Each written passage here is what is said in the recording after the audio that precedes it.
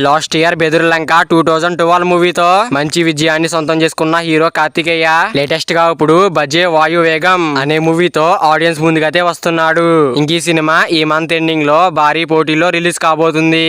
ఇతర సినిమాల నుండి కూడా పోటీని తట్టుకుని ఈ సినిమాకి మంచి థియేటర్ల దక్కే అవకాశం ఉండగా ఆల్రెడీ బిజినెస్ పరంగా మంచి డీల్స్ సొంతం చేసుకుంటున్న ఈ సినిమా రీసెంట్ గా non theatrical business solid rate కి అయితే కంప్లీట్ చేసుకుంది.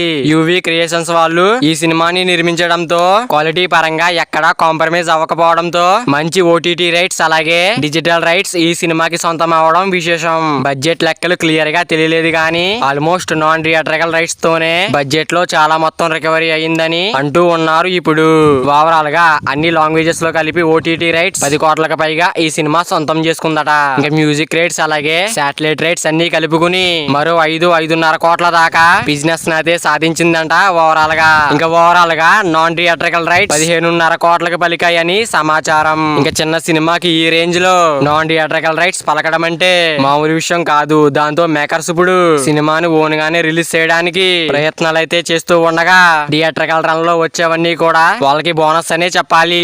వాల్యూ బిజినెస్ మార్క్ ని అందుకుంటే సినిమా మంచి హిట్ గా చెప్పుకోవచ్చు. మరి వీడియో నచ్చాలంటే వీడియో ఒక లైక్ చేసుకుని అలాగే ఛానల్ ని సబ్స్క్రైబ్ చేసుకుని పక్కన బెల్ ఐకాన్ ఆన్ లో పెట్టుకోండి. Thank you for watching guys.